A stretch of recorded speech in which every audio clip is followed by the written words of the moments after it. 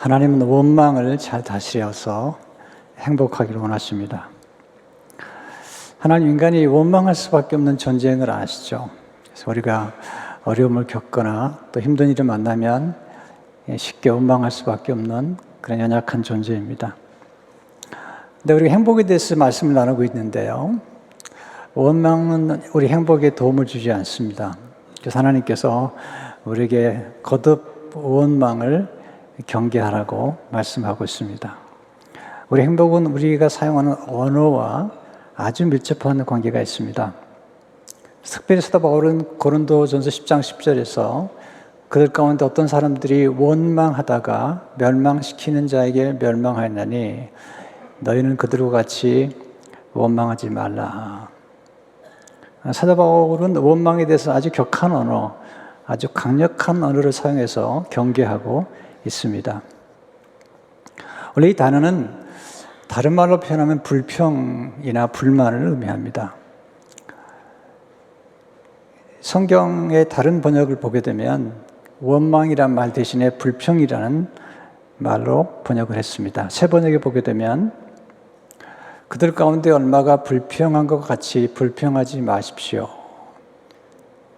그리고 쉬운 성경에도 조살들 중에는 불평을 늘어놓다가 멸망시키는 천사에게 멸망당하는 사람들이 있었습니다.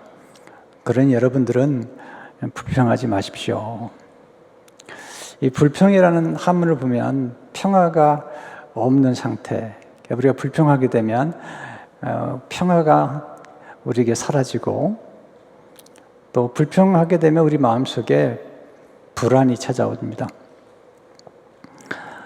근데 원망과 불평은 사실은 불만에서 시작이 됩니다. 유다서 1장 16절을 보게 되면 이 사람들은 원망하는 자며 불만을 토하는 자며, 원망하는 사람들의 특징은 불만을 토하는 자다. 세 번역에 보니까 이들은 불만에 쌓여서 불평을 늘어놓는 사람들이요, 자기들이 욕심들어 사는 사람들입니다. 여러 가지 행복에 관한 정의가 있지만 인간의 행복은 마음의 평화에 있습니다. 근데 불평하게 되면 마음의 평화가 깨어집니다. 불평하는 마음에는 불만이 있죠. 인간의 행복의 비결의 또 하나는 자족이죠. 자족함, 만족함인데 불평하게 되면 자족하지 못하고 그리고 불만에 쌓이게 됩니다. 바울은 원망 때문에 멸망했던 구약의 성도들의 이야기를 하면서 그들의 나쁜 본보기를 들여서 그 나쁜 본보기를 따라하지 말고 원망하지 않고 감사하는 사람이 되더라고 권면하고 있죠. 고린도서 10장 11절에 보시면 그들에게 일어난 이런 일은 본보기가 되고 또한 말세를 만난 우리를 깨우치기 위하여 기록되었느니라. 구약의 말씀이 기록된 중요한 이유 중 하나는 구약의 나쁜 본보기를 따라가지 않도록 또 좋은 본보기를 따라가도록 그렇게 보여주신 것인데, 원망은 나쁜 본보기죠. 근데 바울은 이 말씀 뒤에 아주 중요한 얘기를 하죠. 12절에 보면 그런즉 선줄로 생각하는 자는 넘어질까 조심하라. 우리가 원망하지 않고 살 수 있는 것 같은데 우리도 모르는 사이에 어느 사이에 어려움을 겪게 되고 또 고통에 직면하게 되고 역경과 시련을 만나게 되면 원망하는 우리 자신을 보게 됩니다. 그래서 중요한 질문을 하게 되죠. 왜 하나님은 원망을 좋아하지 않으실까요? 어떻게 하면 원망을 다스리고 행복할 수 있을까요? 첫째로 하나님은 우리의 행복을 위해 원망을 자제하기를 원하십니다. 하나님의 관심은 우리 행복이죠. 내 원망하면 우리 행복을 경험할 수 없기 때문에 원망하지 말고 행복하라고 말씀하고 있습니다. 특별히 오늘 말씀의 문맥은 이스라엘 백성들이 출애굽해서 광야를 향해 나아가는 이정에서 하나님 어떻게 그들을 축복하셨는지, 홍해바다를 갈라서 홍해를 건너가시는 그 사건을 이스라엘 민족이 세례를 받았다, 그런 얘기를 하고, 이 광야에서 하나님께서 하늘의 만나를 내려주심으로 신령한 양식을 주셨고, 또 반석에서 생수를 주심으로 신령한 음료를 주셨다, 그렇게 바울은 강조합니다. 그런데 그런 하나님의 임재와 기적을 경험한 그들이 하나님을 시험하고 원망하다가 뱀에 물려 죽고 또 멸망하게 되었고, 원망했던 사람들은 가나안 땅에 들어가지 못했다라는 것이 구약의 증언이고 신약에서 지금 바울이 말하고 있는 것입니다. 그러면서 그들처럼 원망하지 마라. 10절 다시 보시면, 그들 가운데 어떤 사람들은 원망하다가 멸망시키는 자에게 멸망하였나니 너희는 그들과 같이 원망하지 말라. 원망하면 왜 불행해질까요? 왜 우리가 원망하면 불행을 경험할까요? 첫째로, 원망하면 영적인 눈이 어두워집니다. 원망하게 되면 하나님이 주신 소중한 것들을 보지 못하고 또 하나님의 임재를 경험하지 못합니다. 그리고 하나님을 시험하게 되죠. 이스라엘 백성들이 이제 그 르비딤에 장막을 썼을 때 물이 없는데 그들이 하나님을 시험해요. 그래서 모세가 얘기하죠. 너희가 어떻게 하나님을 시험하느냐. 출애굽기 17장 2절을 보면 너희가 어찌하여 여호와를 시험하느냐. 그 시험이 뭐냐면 7절에 나오죠. 그가 그곳 이름을 마사 또는 무리바라 불렀으니 이는 이스라엘 자손이 다투었으며 또는 그들이 여호와를 시험하여 이르기를 여호와께서 우리 중에 계신가 안 계신가 하였음이더라. 그들은 애굽에서 놀라운 기적을 봤어요. 하나님이 살아계신 역사를 보았고 홍해가 갈라지는 기적을 경험했고 만나, 그리고 하나님께서 주신 놀라운 기적들을 목도한 사람들인데 그들이 하나님이 그들 가운데 계시는지 시험했다는 것입니다. 모세가 생애 마지막에 유언 설교를 하면서 시험하지 말라고 다시 한번 권면하죠. 신명기 6장 16절을 보게 되면 너희가 마사에서 시험한 것 같이 너희 하나님 여호와를 시험하지 말고. 하나님은 우리의 시험의 대상이 아닙니다. 하나님은 우리의 신뢰의 대상이십니다. 하나님을 시험하면 불행해지죠. 우리가 하나님을 향해서 의혹을 품거나 의심을 하거나 또 시험하게 되면 우리 믿는 사람들의 마음속에는 불행이 깃들게 됩니다. 특별히 하나님 우리를 인도할 때 그 인도하는 길이 때로는 우리가 이해 안 되는 길이 있죠. 광야의 길이라는 것은 고난의 길이고 또 불편한 길인데 그 길을 하나님 인도하신 데는 뜻이 있는 것인데 그 하나님의 의도와 하나님의 뜻, 선한 뜻과 인도를 의심하고 불평하는 것입니다. 특별히 하나님 주신 것들을 아주 하찮게 여겼던 거죠. 민수기 10장 5절을 보게 되면 백성이 하나님과 모세를 향하여 원망하되 어찌하여 우리를 애굽에서 인도해내어 이 광야에서 죽게 하는가. 이곳에서는 먹을 것도 없고 물도 없도다. 우리 마음이 이 하찮은 음식을 싫어하노라 하며. 그러니까 원망하게 되면 모든 게 없는 것만 보이는 거죠. 먹을 것도 없고 마실 것도 없고, 그리고 하나님 주신 만나를 하찮은 음식이라고 이야기하고 있습니다. 하나님은 우리가 신뢰해야 할 대상이에요. 우리가 다 이해할 수 있는 분도 아니에요. 이 천지를 창조하시고 모든 만물을 섭리하시는 그 놀라운 하나님을 우리가 어떻게 다 이해할 수 있겠습니까? 근데 이스라엘 백성들은 하나님의 기적을 날마다 보면서도 하나님을 신뢰하지 않았던 것입니다. 두 번째, 원망하면 하나님이 주신 것들의 가치를 폄하하게 됩니다.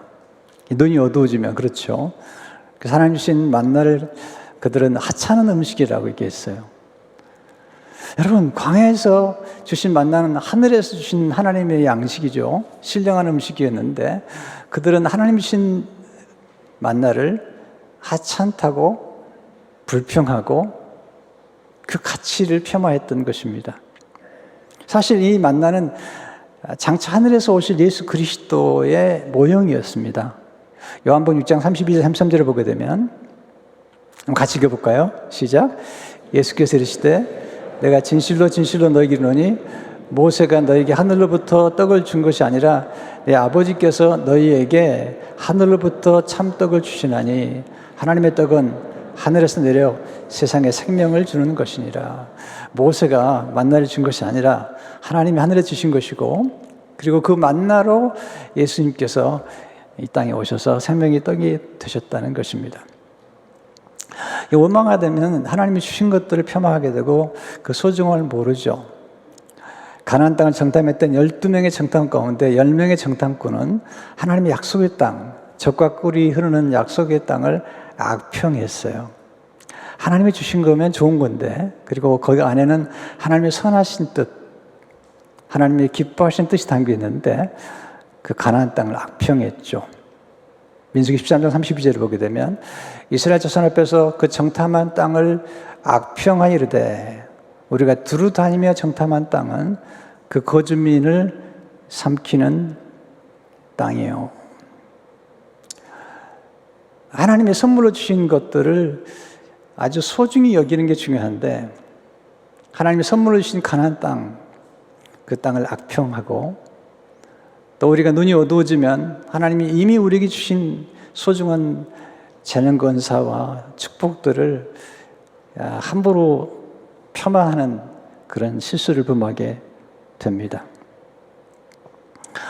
눈이 열려서 좋은 것이 자꾸 보여야 되는데 좋지 않은 것만 보이고 부족한 것만 보이면 불행하죠. 근데 눈이 열려서 하나님이 내게 주신 재능과 은사와 내게 주신 역할, 또 내게 주신 축복들을 가치 있게 여기게 되면 우리 삶의 행복을 경험하게 되는 것입니다.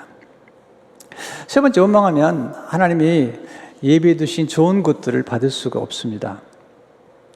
원망은 비생산적입니다. 원망을 통해서 이룰 수 있는 게 아무것도 없어요. 원망이라는 말은 아까 제가 불평이라고 말씀드렸어요. 이 불평이라는 단어의 불의 한문어원은 활 속에서 살 5대를 쏘아 한 대도 맞히지 못한 성적이에요. 우리나라 양궁을 잘하죠? 양궁에서 활을 쐈는데 5대를 쏘아 한 대도 맞히지 못한 성적, 이게 안일불입니다. 무슨 얘기냐면 관역을 벗어나는 겁니다. 여러분, 불평하게 되면 목표를 상실하게 되고 관역을 벗어나게 되고 우리 삶에 주어진 사명을 벗어나게 됩니다. 인간 행복은 하나님이 주신 사명을 알고 그 사명을 완수할 때 가장 행복하죠. 그리고 또 그 사명을 완수하는 과정에서 우리는 삶의 의미와 보람을 경험하게 됩니다. 근데 불평하게 되면 관역을 벗어나 버려요. 사명을 망각하죠. 하나님의 이스라엘 민족들을 지금 가나안 땅으로 인도하는 것이 하나님의 지금 목표거든요. 근데 가나안 땅을 들어가지 않으려고 그러는 거죠. 오히려 애굽으로 돌아가려고 그러는 거죠. 우리가 원망하게 되면 우리 눈이 어두워질 뿐만 아니라 하나님 주신 것들을 폄하할 뿐만 아니라 하나님이 주신 것들을 받을 수가 없습니다. 그래서 10명의 정탐꾼과 하나님 주신 땅을 다 악평하고 원망했던 사람들은 가나안 땅에 들어가지 못했어요. 가나안 땅에서 전개되는 놀라운 하나님의 역사를 볼 수가 없었죠. 민수기 14장 29절 30절 보게 되면 나를 원망한 자 전부가 여분의 아들 갈렙과 눈의 아들 여호수아 외에는 내가 맹세하여 너에게 살게 하리라는 땅에 결단코 들어가지 못하리라. 하나님은 우리 앞에 놀라운 좋은 것들을 예비하셨습니다. 근데 원망하게 되면 그 좋은 것들을 받을 수도 없고 경험할 수도 없습니다. 네 번째, 원망하면 열등의식을 갖게 되고 자신감을 상실하게 됩니다. 10명의 정탐꾼들은 가난한 사람들을 거인이라고 말하고 자기들은 메뚜기라고 그랬어요. 이렇게 하나님이 주신 것들을 악평하거나 또 문제를 극대화시키면 우리 열등의식을 갖게 되고 그리고 무력감에 빠지게 됩니다. 인간의 행복은 이 자신감을 가지고 살아가는 거 아니겠어요? 내 자신감을 상실해버려요. 그리고 문제는 크게 생각하고 자기를 너무 작게 여기는 것이죠. 자기 자신을 지나치게 폄하하거나 멸시하거나 혐오하는 것은 좋지 않습니다. 우리는 하나님의 백성들입니다. 하나님의 자녀입니다. 하나님이 우리를 보배롭게 여기는, 여러분 한 분 한 분 속에는 엄청난 잠재력을 가지고 있는 하나님의 보배인데, 이 하나님이 우리에게 말씀하신 그 정체성과 잠재력을 망각한 채 스스로를 메뚜기라고 생각하는 것은 바람직하지 않죠. 민수기 13장 33절을 보시면 거기서 본 모든 백성은 신장이 장대한 자들이며 거기서 네피림 후손인 아낙 자손의 거인들을 보았나니 우리는 스스로 보기에도 메뚜기 같으니 그들이 보기에도 그와 같았을 것이니라. 네, 가난한 사람들은 거인으로 보고 스스로는 메뚜기처럼 여겼어요. 원망하게 되면 낮은 자존감을 갖게 되고 무력감에 빠지죠. 그래서 민수기 13장 31절을 보게 되면 우리는 능히 올라가서 그 백성을 치지 못하리라. 그는 우리보다 강하니라. 여호수아와 갈렙은 우리에게 능히 올라가서 그 백성을 치리라. 그 땅을 정복하리라 그러는데 10명의 정탐꾼들은 열등의식 속에 살고 있고 무력감 속에 살고 있는 것을 보게 됩니다. 다섯 번째, 원망하는 사람과 원망에 젖는 모든 사람이 불행을 맛보게 됩니다. 10명의 정탐꾼은 원망하는 사람들이었는데 그들이 나쁜 것은 이스라엘 백성 전체를 원망하게 만든 것입니다. 여러분, 불평하는 사람들은 행복하지 않아요. 그런데 불평을 또 만드는 사람들을, 불평하도록 만드는 사람이 더 좀 좋지 않은 것 같아요. 그래서 10명의 정탐꾼들이 온 이스라엘 백성들을 원망하게 만든 거죠. 이게 원망의 전염성이 아주 강합니다.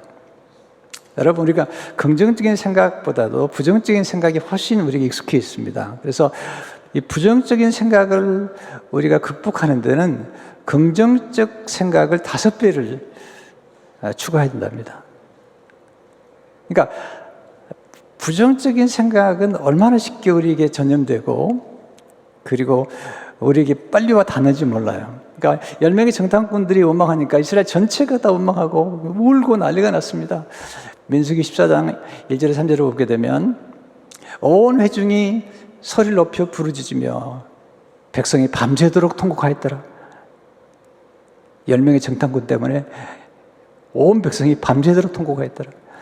이스라엘 자손이 다 모세와 아론을 원망하며 온 회중이 그들에게 이르되 우리가 애굽 땅에서 죽었거나 이 광야에서 죽었으면 좋았을 것을 어찌하여 여호와가 우리를 그 땅으로 인도하여 칼에 쓰러지게 하려 하는가? 우리 찾아가 사로잡히리니 애굽으로 돌아가는 것이 낫지 아니하랴. 이렇게 원망하게 되면 문제를 막 상상하게 되고 그리고 잘못된 결과를 상상하게 되죠. 그래서 하나님께서 원망하는 사람들에게 내가 원망하는 말대로 해주겠다. 참 성경 말씀 가운데 가장 무서운 말씀 중 하나죠. 민수기 14장 27절 28절을 보게 되면 이스라엘 자손이 나를 향하여 원망하는 바 그 원망하는 말을 내가 들었노라. 그들에게 이르기를 여호와의 말씀에 내 삶을 두고 맹세하노라. 너희 말이 내 귀에 들린 대로 내가 너에게 행하리니. 우리가 하는 말을 따라 하나님이 역사하신다는 거죠. 그래서 우리 인생을 바꾸는 길은 말을 바꾸는 것입니다. 이 언어의 습관이 참 무서운 것 같아요. 또 언어의 표현력이 좀 많아야 되는데 어떤 분은 언어의 표현력이 아주 작아요. 그리고 주로 부정적인 언어를 사용해요. 그래서 우리가 계속 공부를 해야 돼요. 또 좋은 말씀을 들어야 돼요. 우리 삶이 풍성해진다는 것은 우리 언어의 어휘력이 풍성해져서 우리의 감정이나 아름다운 것이나 좋은 것이나 기쁜 것이나 감사하는 것들을 잘 표현하는 거예요. 그렇게 함으로써 우리의 삶이 풍성해지는 것인데 원망과 불평만 하게 되면 그 언어가 아주 제한적인 언어가 되고 말죠. 습관적인 원망은 자신에게 흉기가 됩니다. 자신에게 흉기가 되는 거죠. 우리는 자기 자신에게 친구가 돼야 되는데 자기 자신에게 적이 되는 거예요. 어떻게 하면? 원망하면. 적극적 사고방식으로 유명한 그 노르만 빈센트 필 목사님이 한 번은 기차를 타고 가는데 기차 바로 맞은편에 앉은 부부가 이제 같이 동행을 하게 된 거죠. 잘 모르는 부부인데, 근데 부인이 막 계속 불평을 하는 거예요. 뭐 좌석이 더럽고 시트가 더럽고 청소도 안 하고 그리고 뭐 안내원도 친절하지 않고 계속 불평하는 겁니다. 그러다가 이 노만 빈센트 필 목사님하고 그 남편하고 눈이 마주치게 된 거죠. 그 남편이 자신을 소개하는 겁니다. 저는 변호사이고 제 아내는 제조업에 종사하고 있습니다. 빈센트 필 박사가 여쭈었습니다. 부인께서는 어떤 제조업을 하시는지요? 남편이 고개를 숙여서 귀에 대고 속삭였습니다. 불평을 만들어내는 제조업자입니다.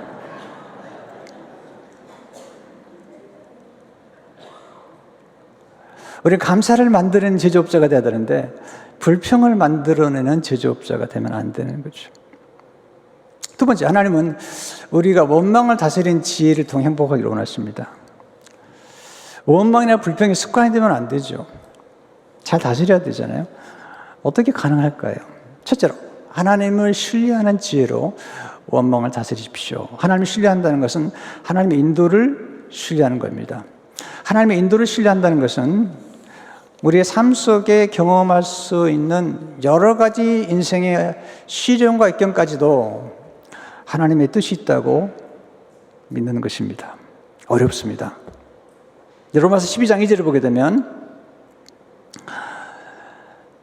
너희는 이 세대를 본받지 말고 지금 마음을 새롭게 함으로 변화를 받아 하나님의 선하시고 기뻐하시고 온전하신 뜻이 무엇인지 분별하도록 하라. 하나님의 선하시고 기뻐하시고 온전하신 뜻. 이스라엘 백성들을 출애굽시켜서 광야로 인도하신 것은 하나님의 선한 뜻이 있는데 이스라엘 백성들은 하나님이 광야에서 우리를 죽게 하는가? 가나안 사람들의 칼에 맞아 죽게 만드는 건가? 하나님의 인도에 대한 불평이 있었던 거예요. 하나님이 이스라엘 민족을 광야로 인도하시고 만나를 먹게 하신 것은 그들을 불행하게 만들려고 한 게 아니에요. 신명기 8장 16절을 보시면 내 조상도 알지 못하던 만나를 광야에서 내게 먹으셨나니 이는 다 너를 낮추시며 너를 시험하사 마침내 내게 복을 주려 하심이었느니라. 하나님은 선한 뜻이죠. 하나님은 선한 뜻이 우리와 함께 하신다는 사실을 알아야 되죠. 두 번째, 범사에 감사하는 지혜로 원망을 다스리십시오. 원망을 다스리는 가장 좋은 길은 감사예요. 해법이죠, 해법. 원망은 불행을 불러온다면 감사는 행복을 불러오죠. 서양 속담에 이런 말이 있어요. 행복은 언제나 감사의 문으로 들어와서 불평의 문으로 나간다. 조심하라. 불평의 문으로 행복이 새나간다. 기억하라. 감사의 마음으로 문으로 행복이 들어온다. 뭐 좋은 걸 좀 주고 싶어도 자꾸 불평하면 주고 싶지가 않은 거죠. 근데 감사하게 되면 자꾸 좋은 걸 주고 싶은 거예요.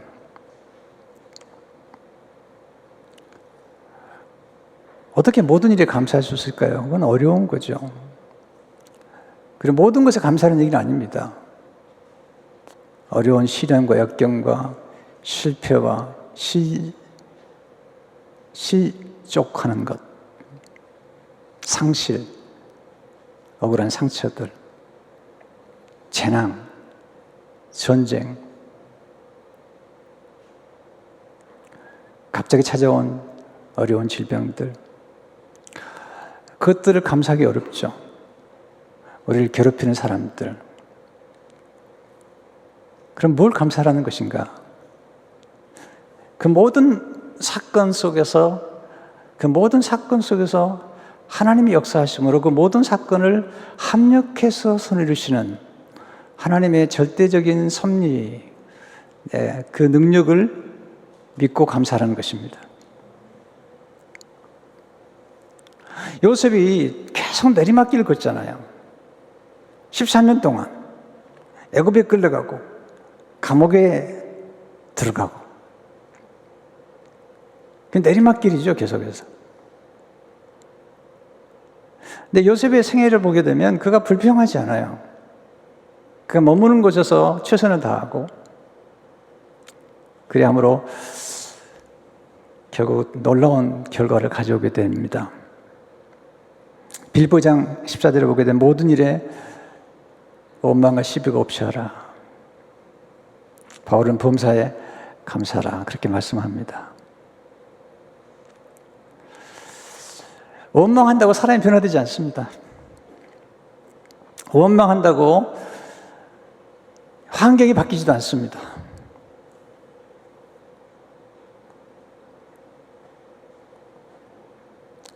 가장 지혜로운 사람은 변할 수 없는 것에 집착하지 않는 것입니다. 어떤 건 변할 수가 없어요. 그렇다고 우리가 순명연대로 살아는 얘기는 아니죠.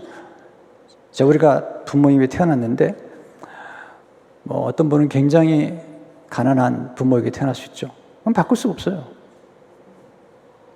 또 우리의 얼굴 모습들, 이건 바꿀 수 없죠. 물론 성형수술하면 가능할지 모르지만, 그건 바꿀 수 없죠. 전 늘 말라가지고 이게 살찌는 사람 보면 그렇게 부러워요. 또 잘 먹는 분들 보면 그렇게 부러워요. 근데 또 살찐 분들은 저를 그렇게 부러워하더구만요. 그러니까 변할 수 없는 것에 집착하는 것. 여러분 결혼 생활 해보면 알지만 남편과 아내가 변화됩니까? 근데 어떤 분은 결혼하자마자 남편과 아내를 변화시키는 것이 목적이에요. 그건 불행으로 가는 지름길입니다. 좋은 말씀 드릴 때 그만두세요. 안 됩니다. 놀라운 사실은 남편과 아내가 변화될 수 없다는 것을 인정하고 받아들이는 순간 신비롭게도 변화를 경험해요. 이게 인간의 역설이 역설. 변할 수 없는 것에 너무 집착하지 마시라고요. 변할 수 없는 것에 집착함으로 변화할 수 있는 것에 우리는 초점을 잃어버리게 돼요. 우리는 변화시킬 수 있는 게 너무 많아요. 날마다 좋은 일을 할 수 있는 것도 너무 많은데 변화시킬 수 없는 것에 불평하다가 우리는 비생산적인 삶을 살 때가 많잖아요. 원망하면요, 사람들과 관계도 안 좋아집니다. 근데 감사하면 좋은 것들이 찾아오죠. 그래서 감사는 생산적입니다. 감사하면 전에 없던 무엇인가를 만들게 됩니다. 놀라운 아이디어가 떠오릅니다. 관계가 좋아집니다. 축복의 문이 열립니다. 감사하면 하늘의 문이 열립니다. 여러분, 원망하면 하늘 문이 닫혀요. 감사하면 기적의 문이 열립니다. 좋은 만남의 문이 열립니다. 감사하면 작은 것이 많아져요. 오병이요, 보리떡 5개, 물고기 2마리 가지고 감사하니까 많아지잖아요. 감사하면 풍성해지고, 감사하면 자신이 가진 것을 최상의 것으로 키우게 돼요. 누가 지혜로운 사람인가? 자기 주신 가장 작은 것을 최상의 것으로 키울 줄 아는 사람, 이게 지혜로운 사람이죠. 남이 가진 것 너무 집착하지 말고요. 시기하고 질투하지도 마시고요. 우리의 문제는 남이 가진 것을 내가 갖지 않은 게 문제가 아니라, 우리의 문제는 내가 가진 것을 소중히 여기지 않는 것. 우리의 문제는 내가 이미 소유하고 있는 놀라운 잠재력과 가능성을 폄하하는 것. 그리고 이미 내게 주신 것들을 소중하게 키우지 않는 것. 이것이 우리의 문제죠. 하나님께서 모세를 만났을 때 물어본 게 뭐죠? 내 손에 있는 게 무엇이냐는 거예요. 사르밧 과부에게 하나님이 원하셨던 게 뭐죠? 사라밧 과부가 가지고 있었던 마지막 통의 가루와 병의 기름, 떡 한 조각, 그걸 통해서 3년 6개월의 음식이 나오잖아요. 지혜로운 사람은 자기에게 주신 것을 수호중에 겨워 그것을 점점 키울 줄 아는 사람이 지혜로운 사람이죠. 그럼 어떻게 하는가? 원망하면 안 돼요. 원망하면 자신이 가진 것을 보지 못해요. 원망하면 다른 사람의 복을 세워봐요. 그걸 질투라고 그러는 거예요. 근데 감사하면 자신이 받은 복을 세워보는 거예요. 세 번째, 자족하는 법을 배우는 지혜로 원망을 다스리십시오. 불평은 불만을 낳고 불만은 불행을 낳습니다. 반면에 자족은 만족을 낳고 만족은 행복을 낳죠. 우리는 자족하는 법을 배워야 됩니다. 훈련해야 됩니다. 자족은 내면의 부여를 의미하는 거예요. 자족하는 사람은 존재가 넉넉한 사람입니다. 바울은 자족하는 법을 배웠다고 하고 있어요. 저절로 되는 게 아닙니다. 자족하는 법은 훈련이 필요한 것입니다. 빌립보 4장 11절 12절을 보게 되면 내가 궁핍함으로 말하는 것이 아니라 어떠한 형편에든지 나는 자족하기를 배웠노니 나는 비천에 처할 줄도 알고 풍부에 처할 줄도 알아. 모든 일 곧 배부름과 배고픔과 풍부와 궁핍에도 처할 줄 아는 일체의 비결을 배우느라. 자족은 뭐죠? 자족은 적응력입니다. 요셉이 애굽에 끌려갔을 때 노예로 끌려갔습니다. 적응을 잘하잖아요. 다니엘이 바벨론에 끌려갔을 때 노예로 끌려갔거든요. 적응력이 실력이잖아요. 지금 팬데믹 기간 때문에 얼마나 어려웠습니까? 근데 적응을 잘하면 또 살아남게 되잖아요. 자족은 하나님이 주신 것을 누리는 것입니다. 이미 주신 것도 많잖아요. 몇 주 전인가요? 제 아내와 함께 산타모니카 비치를 잠시 다녀온 적이 있습니다. 월요일 날 쉬는 날이어서 다녀왔는데 구불 파킹료를 냈더니 그 비치를 전부 빌릴 수가 있었습니다. 왜냐면 사람들이 없더라고요. 구불 냈더니 비치가 좀 무릴 거야. 네. 한 2시간 동안 그 바닷물 좀 담그고 모래를 좀 걷다 왔는데 그런 생각을 했거든요. 야, 싸다.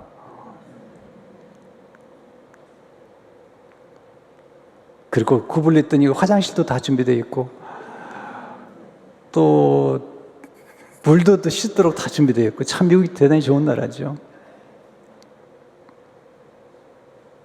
우리가 누리려고 맘만 먹으면 얼마나 누릴 게 많은지 몰라요. 자족은 욕심을 채우는 것이 아니라 욕심을 다스리는 것입니다. 자족은 받은 복을 세워보는 때 경험하게 됩니다. 예수님으로 충분한 사람이 영원히 행복을 누리게 됩니다. 여러분, 우리 삶이라는 건 그 여러 가지 행복을 추구하지만 대부분의 행복은 그 요요 기간이 좀 짧습니다. 저도 미국에 왔을 때 처음에 이제 싱글룸에 살았어요. 원베드룸도 아니고 그냥 낮에는 이렇게 소파에 앉아 있다가 밤에는 소파에서 침대를 끄집어내 가지고 이렇게 그렇게 이제 사는 거죠. 근데 이제 돈이 다 떨어져서 이제 베이비시터를 하려고 이제 제 아내가 아이들을 한 분이 둘을 데려다 줬는데 매니저가 보더니 이 아파트는 베이비시터 하면 안 된다고 나가라고. 그래서 나왔어요. 그날 밤에 이제 돌아다니다가 이제 원베드룸을 빌려 들어가는데 행복하더라고요. 방만 하나 더 있어도 행복하더라고요. 근데 그런 행복이라는 게 오래가지 않습니다. 새 차를 사면 굉장히 행복하죠. 이게 인간의 모순이에요. 내가 뭔가 얻으면 행복할 것 같은데 얻고 나면 공허해지는 거예요. 근데 우리 삶 가운데 영원한 행복, 그리고 유통기간이 긴 행복이 있는데 그것은 예수님이죠. 예수님의 성품이죠. 그러니까 눈에 보이는 것들과 또 우리가 손으로 잡을 수 있는 것들의 행복의 유통기간은 짧아요.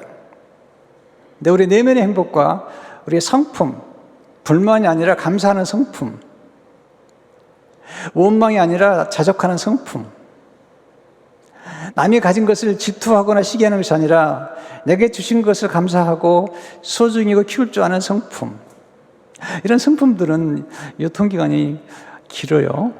또 겸손한 사람들 다 좋아하잖아요.